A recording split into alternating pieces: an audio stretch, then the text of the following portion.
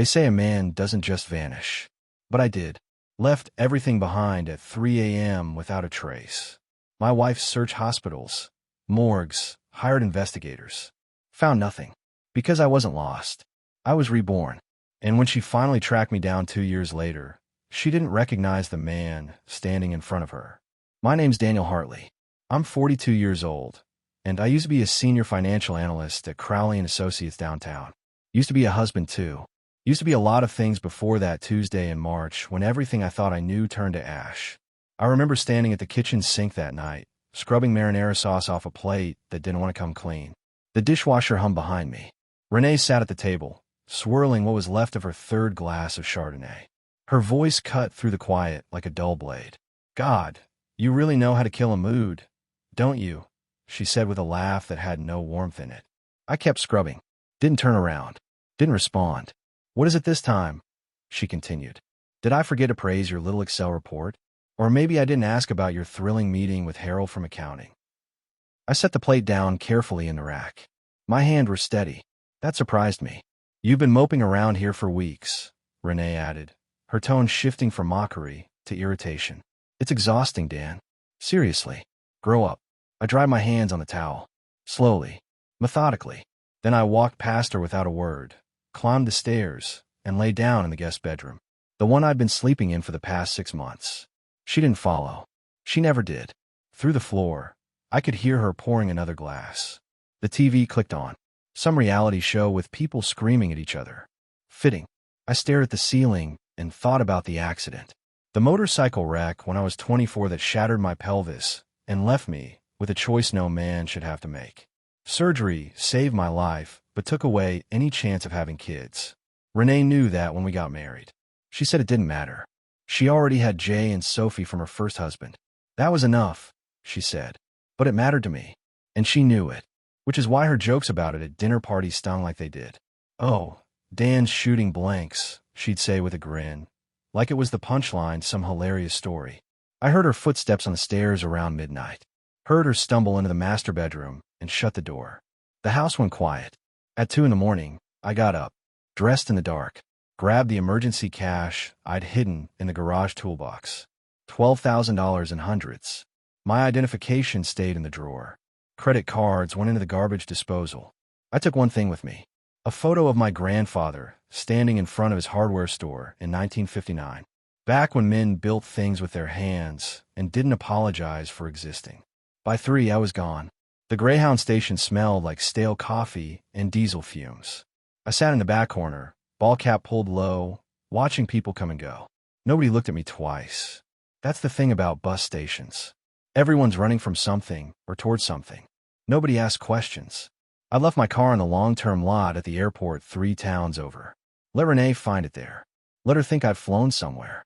Let her think whatever she wanted. The truth was simpler and more calculated than she'd ever imagined. I bought a ticket to Memphis under a name I hadn't used since college. Ryan Cooper. It was the alias I'd created years ago for a fantasy football league, back when I still had friends who invited me to things. The ID was fake, sure, but good enough for a bus ride.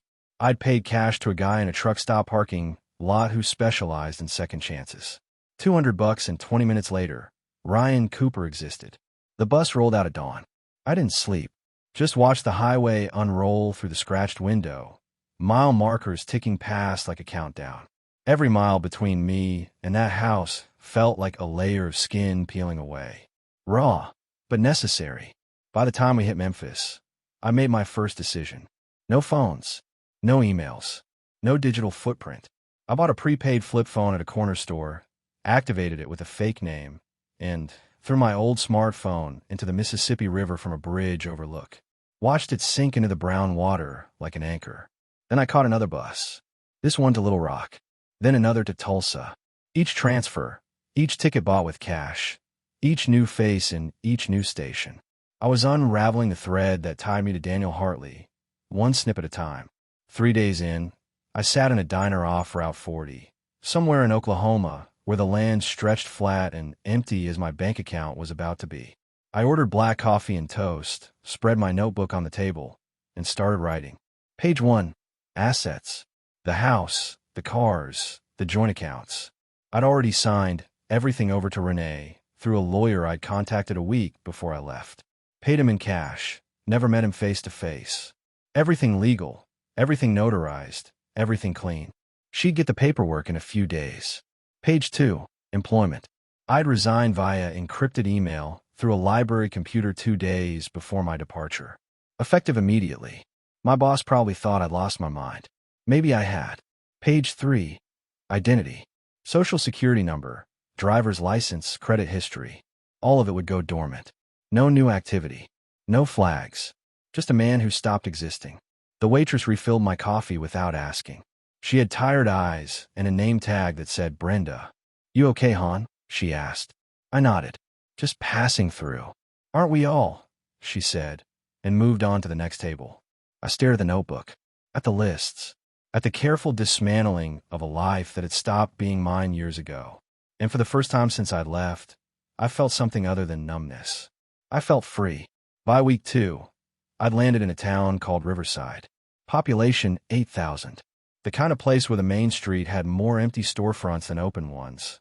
And the biggest employer was a chicken processing plant on the edge of town. Nobody knew me. Nobody cared. Perfect. I walked into a diner called Betty's and asked if they needed help. The owner, a barrel-chested man named Frank with a gray beard and suspicious eyes, looked me up and down. "You got experience?" Frank asked. "I can wash dishes," I said. "You running from the law?" "No, sir." Frank studied me for another long moment. Then he nodded. $10 an hour. Cash. No questions. Deal. And just like that, Ryan Cooper had a job. Renee didn't notice I was gone until almost noon the next day. She thought I'd left early for work like I always did. It wasn't until she called my office around 11:30, asking to speak with me about some credit card charge she didn't recognize, that reality started to set in. My assistant, Karen, told her I'd resigned. Effective immediately. "What do you mean, resigned?" Renee's voice had gone shrill. I heard later from a friend who still worked there. He didn't say anything to me. Karen, bless her, had simply said, "I'm sorry, Mrs. Hartley. That's all the information I have." By that evening, Renee was calling my cell phone. Straight to voicemail. She tried texting. No response. She checked the garage. My car was gone. She checked our bank accounts online. Everything had been legally transferred to her name. The house, the cars, every cent in her joint savings. That's when the panic set in. She called her sister first, then her mother, then started working through my limited circle of friends. Nobody had heard from me. Nobody knew where I'd gone. By midnight, she was sitting at the kitchen table with her laptop open, searching for answers in emails that no longer existed and text threads that had been deleted. The next morning, she drove to the airport, found my car sitting in long-term parking, locked and empty. No note, no sign of struggle, just an abandoned vehicle that told her nothing except that I'd wanted her to find it there. She called the police that afternoon. The officer who took her statement was polite but detached.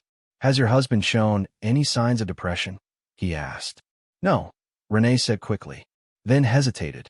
"I mean, he's been quiet lately, but that's just Dan. He's always quiet. Any financial troubles? Gambling? Substance abuse?" "No, nothing like that." "Did you two have a fight?" Renee paused. "We had words. Nothing serious." The officer wrote something down. "Ma'am, your husband is an adult. He resigned from his job, transferred his assets to you legally, and left his car in a public place. There's no evidence of foul play or a mental health crisis. Sometimes people just need space." "Space." Renee's voice rose. "He didn't take space. He disappeared. Not if he planned it," the officer said gently. Over the next 2 weeks, Renee became frantic. She called shelters across 3 states, checked hospitals, even called the county morgue twice, asking if any unidentified bodies matching my description had come in. Nothing. She hired a private investigator, a retired cop named Gerald Simmons who charged $200 an hour and promised results. 3 weeks later, Simmons sat across from her in a coffee shop, sliding a thin folder across the table. "That's everything?" Renee asked, staring at the folder like it had betrayed her. "That's everything," Simmons said. "Your husband didn't just leave, Mrs. Hartley. He erased himself. No credit card activity. No new employment records. No tax filings. He's either dead or he's the most thorough ghost I've ever tracked." "He's not dead," Renee said flatly. Then he doesn't want to be found. She searched shelters, hospitals, morgues. Hired a private investigator. Got nothing. And somewhere out there, I'd become a ghost. But not a lost one. A ghost with a purpose. The work at Betty's Diner wasn't glamorous, but it was honest. I showed up at 5 in the morning, scrubbed pots until my hands were raw, mopped floors until they gleamed, and kept my head down. Frank paid me in cash every Friday. No questions asked. It was exactly what I needed. But I wasn't content to just wash dishes forever. Every night after my shift, I'd sit in the corner booth with a cup of coffee and a notebook. I studied zoning laws, real estate markets, tax codes. I'd spent 20 years analyzing financial data for other people. Now I was doing it for myself. Frank noticed. One night, about a month in, he slid into the booth across from me. "You're not just a dishwasher, are you?" Frank said, nodding at my notebook. I shrugged. "I'm whatever I need to be." "You got a past. Doesn't everyone?" Frank chuckled. "Fair enough. But if you're sticking around, I could use someone who knows numbers. My bookkeeper quit last month, and I'm drowning in receipts." I looked up. "You offer me a job?" "I'm offering you more money." "Interested?" I closed my notebook. "Yeah, I'm interested." Within 2 months, I wasn't just washing dishes. I was managing inventory, negotiating with suppliers, and finding ways to save Frank money he didn't know he was losing. He started trusting me with more. Bank deposits, payroll, even hire me to help him file his taxes. "You're good at this," Frank said one evening, looking over the numbers I'd put together. "Real good. You ever think about doing it for yourself?" "Maybe," I said. "Someday." That someday came sooner than I expected. A man walked into Betty's one Tuesday night. Well-dressed, late 50s, with the kind of confidence that comes from money. He ordered a burger and sat at the counter, reading a real estate journal. I refilled his coffee without being asked. He glanced up. "You always read your customers' materials?" he asked, not unkindly. "Only when it's interesting," I said. He smiled. "You know real estate? Enough to know when a market's undervalued." That got his attention. We talked for an hour. His name was Gerald Whitman, and he ran a small investment firm specializing in distressed properties. He bought low, renovated, and flipped. He was careful, methodical, and always looking for an edge. "You've got an eye for this," Gerald said finally. "If you're ever looking for work, give me a call." He handed me his card. I took it. 3 days later, I called him. And just like that, Ryan Cooper wasn't just a dishwasher anymore. He was an investor. 6 months into my new life, I'd become someone I barely recognized. Ryan Cooper wasn't just a name on a fake ID anymore. He was real. He had a job with Gerald Whitman's firm, analyzing properties and finding opportunities nobody else saw. I'd helped close 3 deals already, each one more profitable than the last. Gerald started introducing me to his partners as the guy with the golden eye. But success came with visibility, and visibility was dangerous. I was careful, kept my beard trimmed, but not too neat. Wore glasses I didn't need. Changed my walk, my posture, even the way I held a coffee cup. Small things that added up to a different person. But every time I walked into a public place, every time someone looked at me a second too long, my chest tightened. One afternoon, I was at a property showing in Little Rock when I saw her. A woman about Renee's age, same build, same way of holding her purse. My heart stopped. I ducked behind a column, watching as she walked past. Not Renee, just someone who looked like her from behind. I left the showing early, drove back to Riverside, and sat in my apartment for 3 hours staring at the wall. That night, I barely slept. Every creak of the building, every car, door slamming outside, sent my nerves into overdrive. The next morning, I called Gerald. "I need to ask you something," I said. "Shoot, if someone came looking for me, asking questions, would you tell them anything?" Gerald was quiet for a moment. "Ryan, I don't know what you're running from, and I don't need to, but I'll say this. I've been in this business 30 years. I know when a man's starting over, and I know when to keep my mouth shut. Nobody's getting information from me." I exhaled. "Thanks. Just keep doing good work," Gerald said. "That's all I care about." But the paranoia didn't leave. A week later, I was at Betty's Diner, grabbing lunch before a meeting, when Frank pulled me aside. "Some guy was in here yesterday," Frank said quietly. "Asking about you." My blood went cold. "What kind of guy?" "50s, cheap suit, had that cop vibe. Said he was looking for someone who might have passed through." "Show me a picture." "Of me?" Of Daniel Hartley, Frank said, watching my face. Didn't look much like you, though. I told him I'd never seen the guy. I gripped the edge of the counter. Thanks, Frank. Ryan, Frank said, his voice low. I don't know who you were, but I know who you are now. And that's enough for me. I nodded, too shaken to speak. That night, I sat in my apartment with my notebook open, staring at the list I'd made 6 months ago. The life I'd dismantled, the identity I'd erased. And for the first time since I'd left, I wondered if Renee was still looking, or if she'd moved on, the way I was trying to. Either way, I couldn't go back. Ryan Cooper was who I was now, and Daniel Hartley was never coming home. It arrived on a Tuesday, a plain envelope with no return address, forwarded through Gerald's business office. My name, Ryan Cooper, written in handwriting I didn't recognize. I stared at it for a full minute before opening it. Inside, a single sheet of paper. Typed. Professional. Mr. Cooper, my name is Sophie Steele. You knew me as your stepdaughter. I don't know if you'll read this, or if you even care, but I needed a try. Mom's falling apart. She won't admit it, but she is. Jay's in trouble. He got arrested for assault at a party. She can't afford a lawyer. She keeps asking where you are, and I don't know what to tell her. I'm not writing this to make you feel guilty. I know you left for a reason, but I miss you. You were the only one who ever treated me like I mattered. If you get this, just let me know you're okay. That's all I need. Sophie. I read it 3 times. Then I folded it carefully and put it in my desk drawer.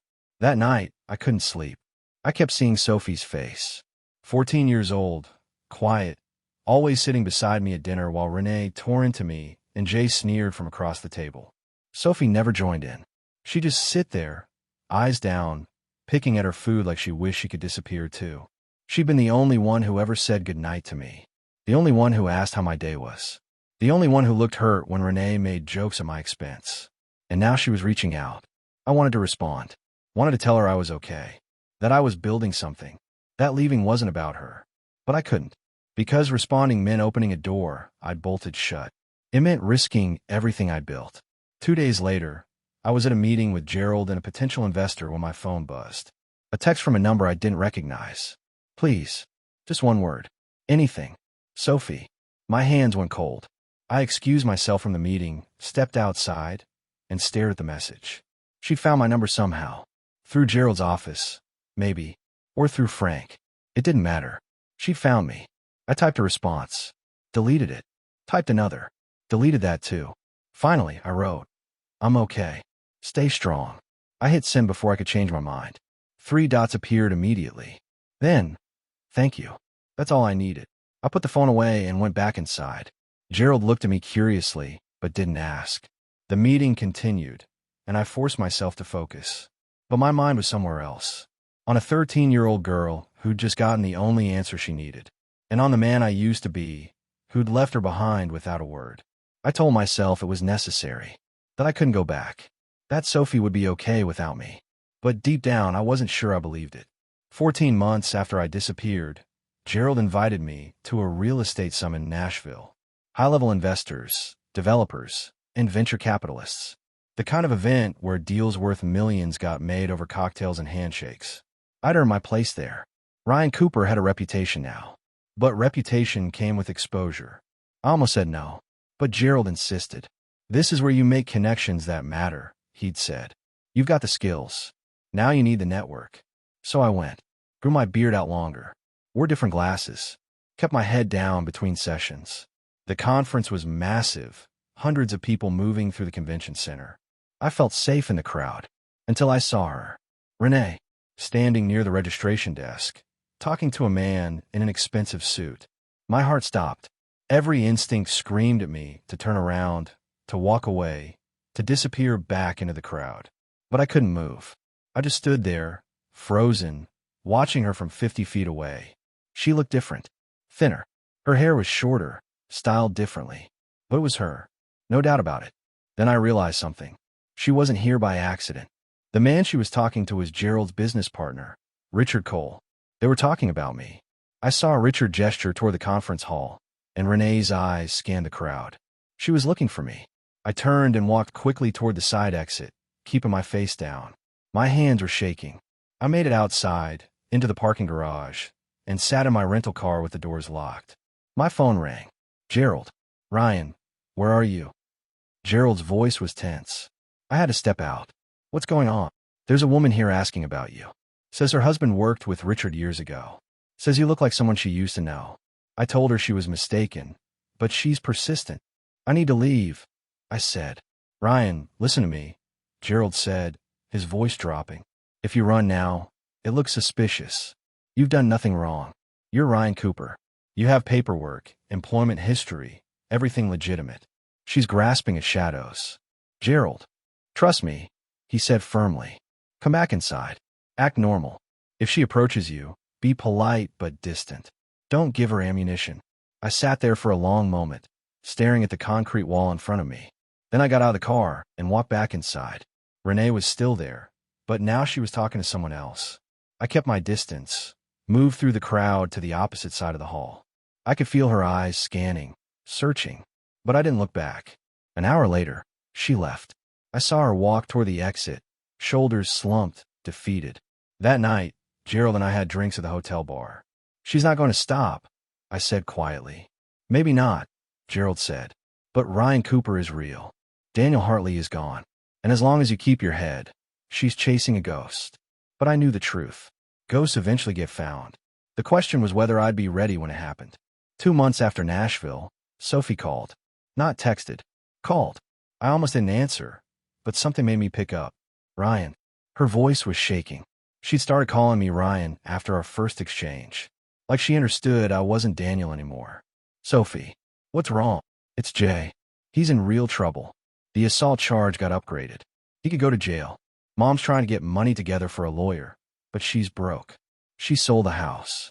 I closed my eyes. Sophie, I can't. I'm not asking you to come back, Sophie said quickly. I know you can't. But Jay's an idiot, and he's a jerk, but he's still just a kid. Mom's talking about taking out loans from people she shouldn't. Bad people. What do you want me to do? Can you help? Financially? I know it's asking a lot, but I don't know who else to call. I sat there, phone pressed to my ear, staring at the wall of my apartment. Jay had spent years making my life hell, mocking me at the dinner table, breaking my things and blaming me, pushing me on the stairs and laughing when I nearly fell. But Sophie was asking, and Sophie had never asked me for anything. How much does she need? I asked. 10,000, maybe 15, for a decent lawyer. I exhaled. I'll send it, but not to her. I'll send it directly to the lawyer. You give me the name and address. Really? Sophie's voice broke. Ryan, thank you. Thank you so much. Sophie, I said quietly, this doesn't mean I'm coming back. You understand that, right? I know, she said, but you're still the best man I've ever known. After we hung up, I sat in the dark for a long time. Then I called Gerald. I need to wire some money, I said. For a lawyer. It's complicated. How complicated? Past life complicated. Gerald was quiet for a moment. You sure about this? No, I said, but I'm doing it anyway. 3 days later, Sophie texted me. The lawyer got the money. Jay's going to be okay. Mom doesn't know it came from you. She thinks it was a loan from her sister. Thank you. For everything. I stared at the message for a long time. Then I deleted the thread and threw the burner phone in the trash. Daniel Hartley had helped his family one last time. But Ryan Cooper was done looking back. 2 years after I disappeared, an envelope arrived at Gerald's office. Cream-colored, expensive paper, my name written in elegant script. Ryan Cooper, not Daniel Hartley. Inside was an invitation to an exclusive real estate gala in Atlanta. Black tie, industry titans. The kind of event that could make or break careers. At the bottom, handwritten in blue ink, your presence is requested. I knew that handwriting. It was Renee's. She knows where I am, I said to Gerald, holding the invitation. Gerald examined it carefully. This is a power move. She's telling you she found you, but she's doing it publicly. At an event where you can't make a scene. Should I go? That depends, Gerald said. Are you afraid of her? I thought about that. 2 years ago, the answer would have been yes. Not physically afraid, but afraid of being pulled back into that life. Afraid of becoming invisible again. But I wasn't that man anymore. No, I said. I'm not afraid. Then go, Gerald said. Face her on your terms. Show her who you've become. The gala was everything I expected. Chandeliers, champagne, men in $1,000 suits making $1 million deals. I arrived alone, beard trimmed sharp, wearing a tailored suit I'd bought specifically for this. Ryan Cooper belonged here. Daniel Hartley never could have. I saw Renee almost immediately. She was standing near the bar, wearing a black dress, talking to a group of investors. She looked up, and our eyes met across the room. She didn't approach.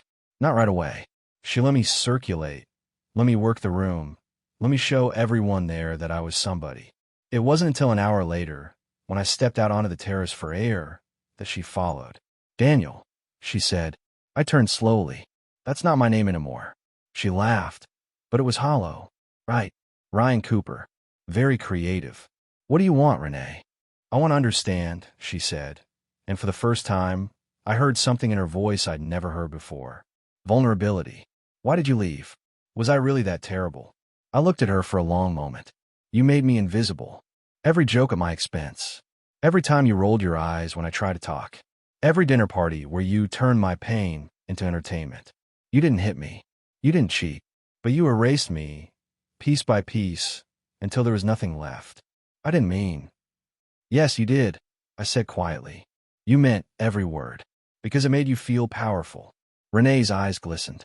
I've been falling apart without you. The house is gone. Jay's a mess. Sophie barely talks to me.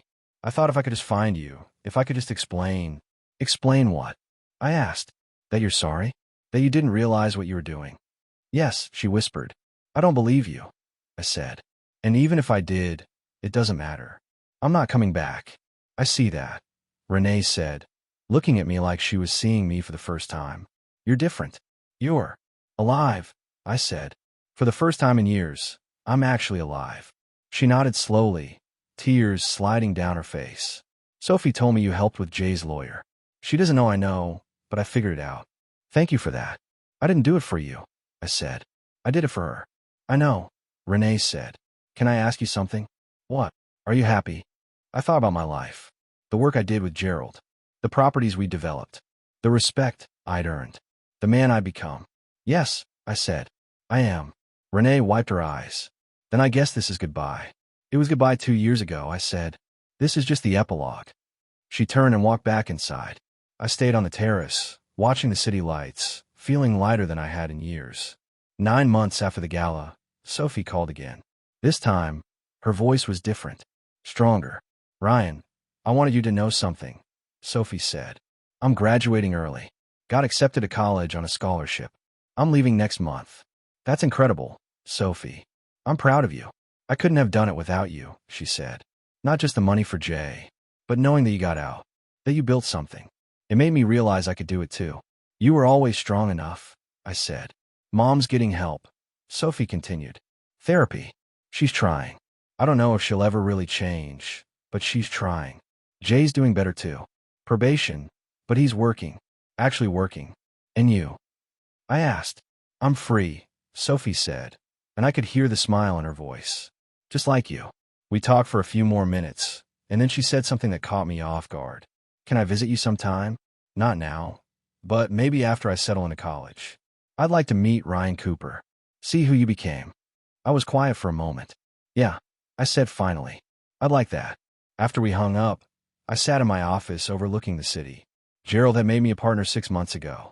We'd expanded into 4 states, developed dozens of properties, and built something real. I thought about the man I used to be. Daniel Hartley, the invisible husband, the punching bag, the ghost who lived in his own house. That man was gone. Not erased, but transformed. I'd learned something important. You can't save yourself by staying in a place that destroys you. Sometimes the strongest thing you can do is walk away.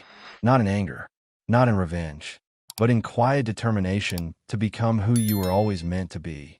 Renee had spent 2 years searching shelters, hospitals, morgues. She'd hired investigators. She'd found nothing because I'd become a ghost with a purpose, and that purpose was to build a life worth living. I opened my laptop and started drafting plans for our next development, a mixed-use property in Charlotte. Residential, commercial, community spaces, a place where people could build lives. My phone buzzed. A text from Sophie. Just 2 words. Thank you. I smiled and got back to work. Daniel Hartley had disappeared, but Ryan Cooper was just getting started.